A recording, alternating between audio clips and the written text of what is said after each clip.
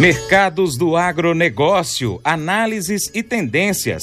Hoje teremos uma prosa exclusiva com o consultor Vlamir Brandalize. Neste episódio de hoje, mercado financeiro e mercado da soja.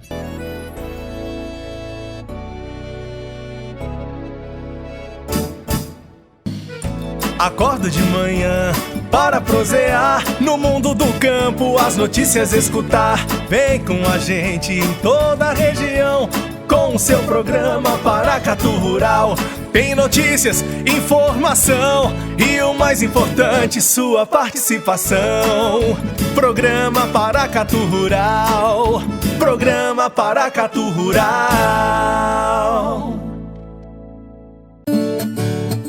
Análise de mercado agropecuário, com Vlamir Brandalize. Hoje nós vamos iniciar uma série de 3 episódios sobre o mercado do agronegócio, com os principais itens que nós temos trazido a você através dos comentários do consultor Vlamir Brandalize. Por videochamada eu prosseguei com ele sobre o mercado financeiro, mercado da soja, que você vai conferir no episódio de hoje, e também sobre o mercado do milho, das carnes, do arroz, do feijão e do trigo, que você confere nos próximos episódios. Brandalize faz uma análise dos últimos acontecimentos no mercado financeiro e apresenta as tendências para você ouvinte e internauta produtor rural que acompanha o nosso Jornal do Agronegócio. Vlamir Brandalize, é um prazer tê-lo nesse bate-papo hoje, diferentemente das suas participações no Paracatu Rural. E eu gostaria de, primeiramente, dar boas-vindas a você e queria que você também cumprimentasse os nossos ouvintes e internautas do Paracatu Rural. Tudo bem, Francis. Há muito tempo que a gente já conversa por outras mídias, né? E dar um abraço a todo esse pessoal aí de Minas, aí, Paracatu, a região aí, que a gente conhece há muito tempo, gente boa, muito produtor, que evoluiu muito aí nesses últimos anos, aí tem muito potencial, uma região importante do Brasil Central aí, né? E a gente manda aquele abraço pro produtor e quando a gente puder, a gente vai estar aí mais perto e batendo um papo com o pessoal aí. Com certeza. Vlamir, vamos começar nossa prosa então hoje, falando um pouquinho do mercado financeiro, né? Qual é a novidade do mercado financeiro aí que você apresenta para o nosso ouvinte internauta? Olha, Francis, o que a gente tem que colocar para o produtor aí, que tem uma importância grande, é que o Banco Central agora, essa semana, ele baixou a taxa Selic, né, os juros, né, era 3,75 ao ano, veio para 3%, ele ficou até abaixo do que o mercado esperava. O Banco Central está jogando pesado aí para tentar baixar o custo do dinheiro aí, para dar condições para a economia voltar a fluir já logo passada essa quarentena. Uhum. Mas o reflexo direto nisso é a valorização do dólar, né? Porque muito investidor que traz o dólar, ele vendo juros muito baixos aqui no Brasil, ele vai para outros locais. E dá para ver que a gente vê aí que o dólar está operando em alta, já acima de 5,80 e ainda tem fôlego para avançar um pouco mais. Para o produtor em geral, ele é benéfico, né? Porque ele impacta praticamente no faturamento total da soja, do milho, dos demais produtos.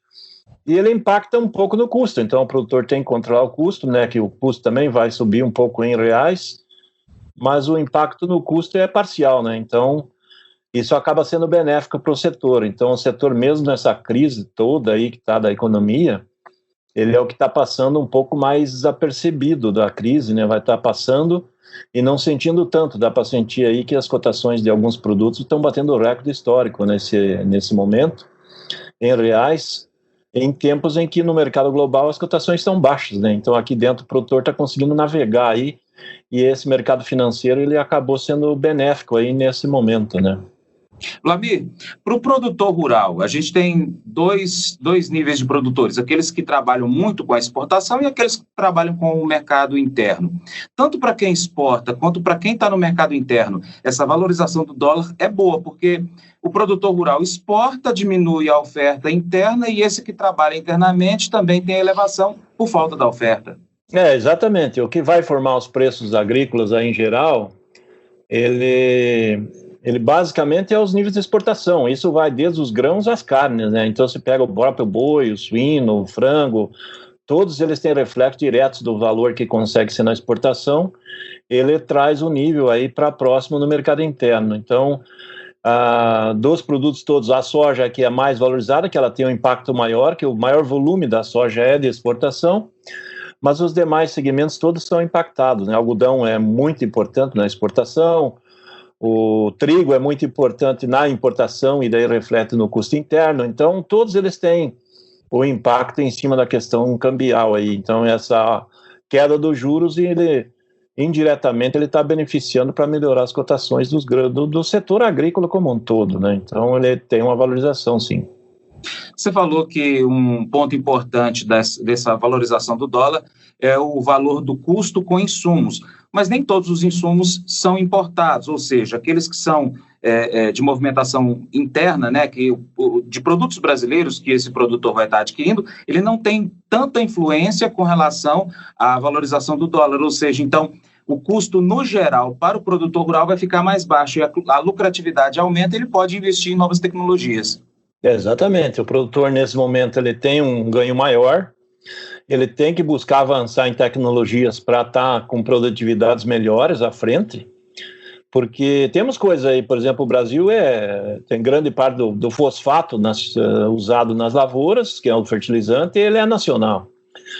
Ao passo que a gente pega o potássio, a maior parte é importado. Então ele tem um mix, e nesse mix ele impacta no produtor, ele impacta nos insumos dos defensivos agrícolas, que as matérias-primas são importadas. Então, ele impacta no caso do combustível, do petróleo. A vantagem do produtor é que o petróleo despencou no mercado internacional, então mesmo com essa alta do dólar ele não está refletindo, ele estava conseguindo comprar o diesel, por exemplo, com valores menores. A ureia é um produto também muito usado no setor agrícola todo, ele tem um custo muito vinculado ao petróleo, então que também caiu muito. Automaticamente, nesse momento, o produtor está ganhando nos insumos. Alguns vão ter um custo maior, aí, mas a gente não acredita que mais que 15% de aumento nesse custo, só que o faturamento do produtor está aumentando 40% a 50%. Então, a vantagem do produtor nessa safra é grande e provavelmente na próxima vai continuar também em função dessa questão econômica e principalmente vinculada ao dólar, né? Então, a gente só não recomenda o produtor ficar especulando muito, ele tem que trabalhar com os pés no chão e buscar melhoria de produtividade, que passada a pandemia, os que vão sobrevivendo e que vão sair que tem melhor produtividade, tecnologias melhores, qualidade de produto final melhor, então isso é o fundamento de crescer agora, né? Agora que dá essa condição. Entendi, ou seja, em pouco tempo, né, passou a pandemia, passou essas questões de brigas políticas nacionais e internacionais, o mercado vai começando a chegar numa estabilidade. E nesse momento agora que está aumentando a lucratividade, então o produtor rural precisa investir para que no futuro ele seja mais competitivo. Exatamente, ele tem que estar na frente depois, quando passar, porque nesse momento os produtores que trabalham dolarizados, praticamente como Paraguai, americanos, o próprio argentino que está com taxas muito altas de retenções, todos estão sofrendo. E o Brasil, em função do câmbio favorável, não, o produtor está deslanchando, está vendendo bem, está fazendo boas margens. Então é essa hora que a gente tem que se destacar para conseguir sair na frente dos países concorrentes. O mercado da soja é depois do intervalo.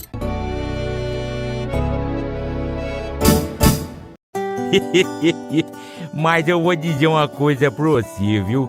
Se quiser colocar propaganda sua aqui nesse programa, eu vou dizer um negócio, você vai ter um resultado bom demais, senhor. Isso mesmo, é facinho, senhor. Você pode entrar em contato com os meninos ligando o telefone deles, é o 38, é o 991810123, bem fácil. É muito bom porque aí a sua empresa vai sair dentro de um programa que é ligado aí ao homem para a mulher do campo. É bom ou não é, só?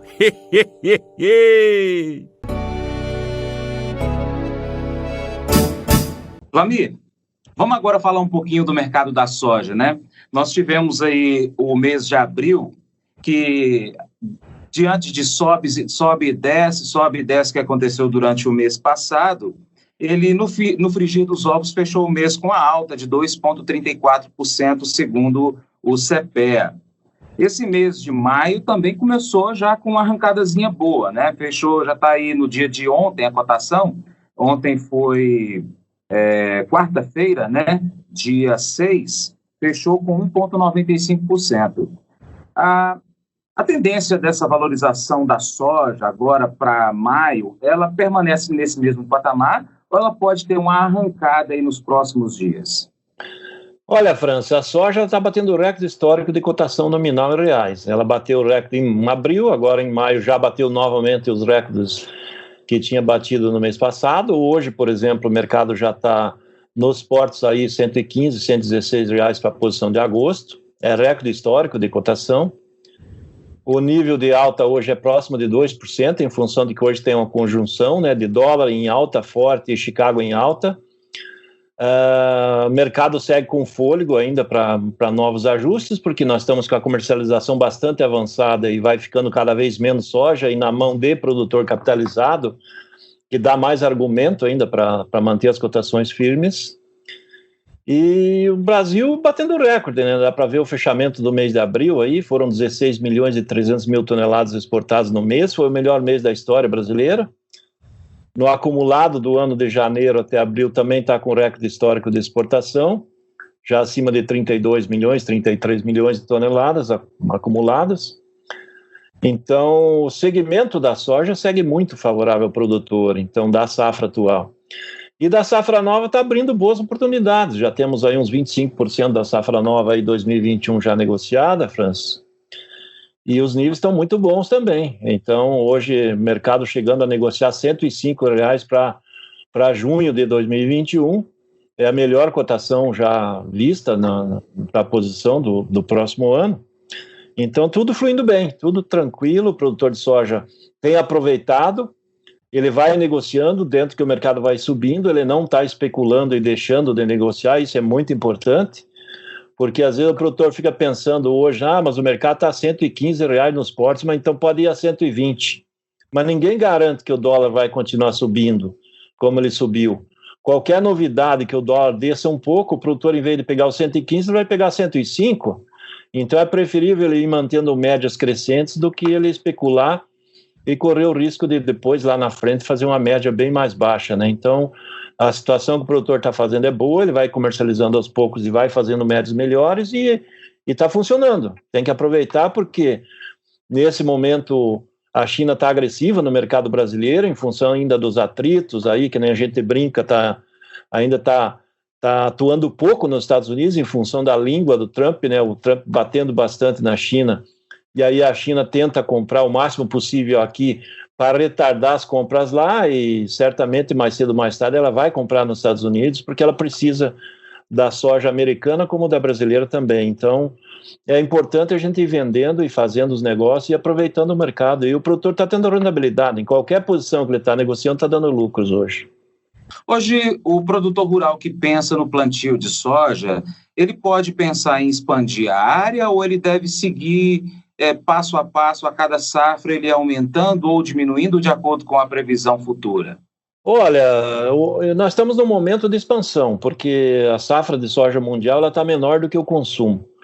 E nós vamos entrar numa nova fase, que a gente vem comentando aí, no pós-pandemia, que é uma fase do consumidor mundial ele consumir comida de verdade. Esse que a gente tem feito uns artigos aí para publicar em revistas, porque a gente vai sentir uma queda na demanda de produtos muito exóticos. Por exemplo, na Ásia se come muito produto exótico, animais aí selvagens, que esses produtos aí está havendo uma queda natural na demanda em função de que um dos focos talvez da existência do coronavírus hoje se fala a possibilidade até do morcego que passou para o ser humano. Na Ásia se come morcego, se come rato, se come cobra, se come um monte de outras coisas. E o que a gente vê? Então, o consumidor agora está se focando em alimentos que ele tenha saiba de onde saiu. Controlado, é a carne de suíno controlada, é a carne de frango controlada, é a carne bovina, é o peixe controlado de origem. E com isso, mais ração, mais soja vai precisar. Além disso, Francis, tem o fator de que a pandemia está colocando uma mudança geral no quadro do tipo dos negócios, porque antes nós vínhamos aí em que havia uma redução de estoques generalizados a nível mundial, a maioria dos países trabalhando com estoques mínimos, e os estoques estavam ficando em cima de navios ou caminhões. Ou seja, aquele comprando o produto que ele vai consumir daqui a 2 meses, mas ele está vindo no transporte do caminhão que sai do Minas Gerais para o porto, do Mato Grosso para o porto, daí ele entra no navio no porto, ele vai para a Ásia. No navio, quando ele vai chegar lá na Ásia, ele está quase no momento de ser consumido, então acaba não havendo aquela necessidade de grandes estoques. Então o mundo caminhava para estoques mínimos. Agora a gente já vê as políticas dos governos mudando com essa questão do coronavírus aí, aumentando os estoques para não ter riscos, porque já muitos países sofreram já nesse início de pandemia com a falta de alimentos. Então é a falta de arroz, a falta de carne, a falta de grãos, e agora a gente vai ver uma mudança. Então vai ter estoque estratégico, é importante ter alimentos para o ser humano, e essas novas crises ninguém sabe se ela não volta aí, mais algum problema pela frente, mas isso vai mudar o estilo dos negócios e vai ter mais estoques. E por isso que a gente tem indicado aí que está no momento de crescer a safra, porque os chineses iam importar, no caso da soja, a previsão inicial 88 milhões de toneladas. O mês passado o USDA apontou para 89 milhões esse ano. O governo chinês essa semana já anunciou que deve importar entre 94,5 e 95 milhões, mas a gente vendo o pessoal que está negociando para eles aqui já fala em mais de 96 milhões de toneladas importadas, justamente para recuperar estoque e ter estoques melhores e estratégicos.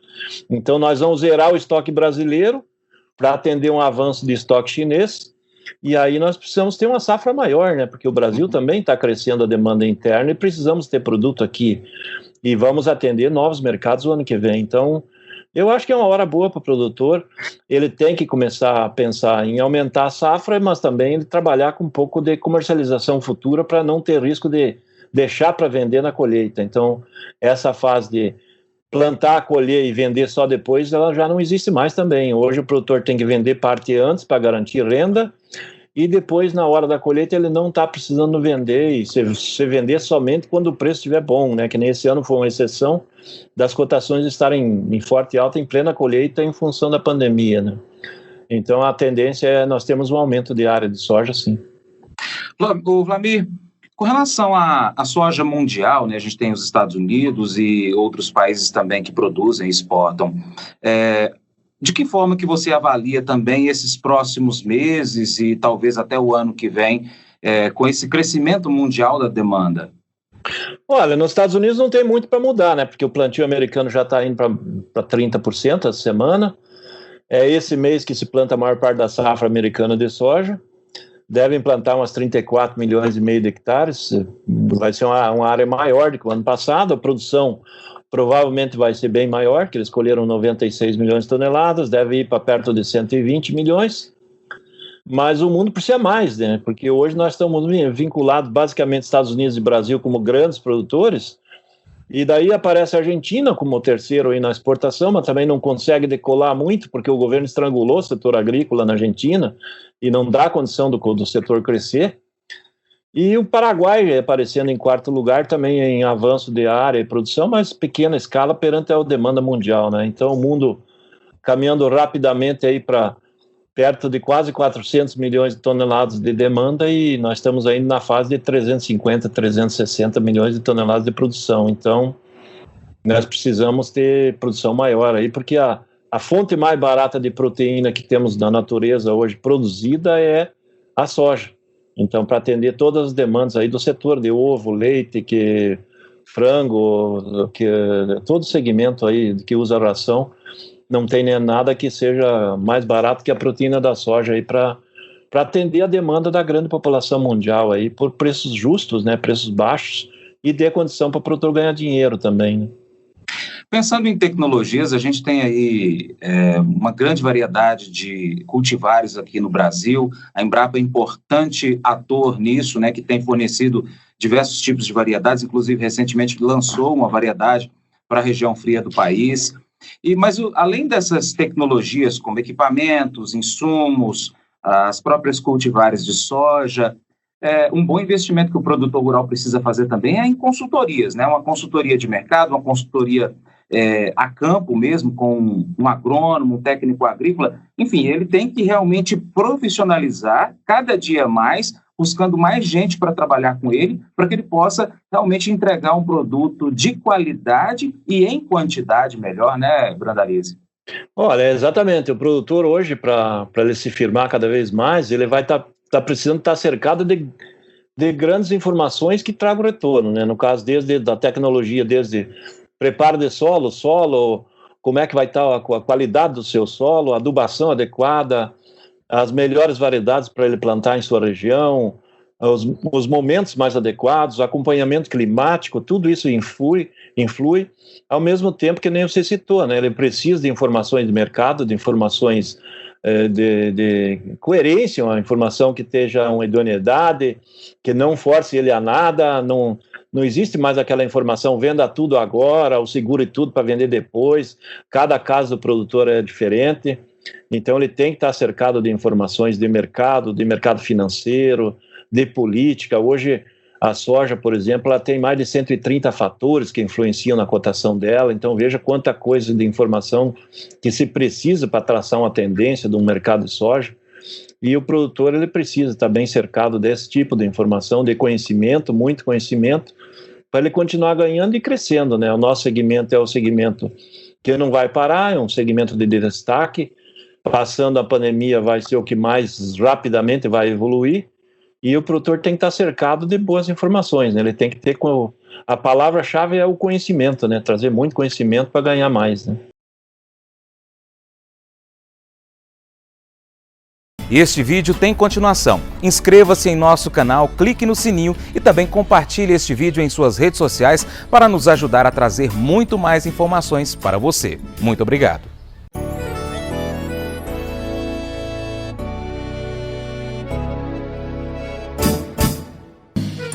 Acordo de manhã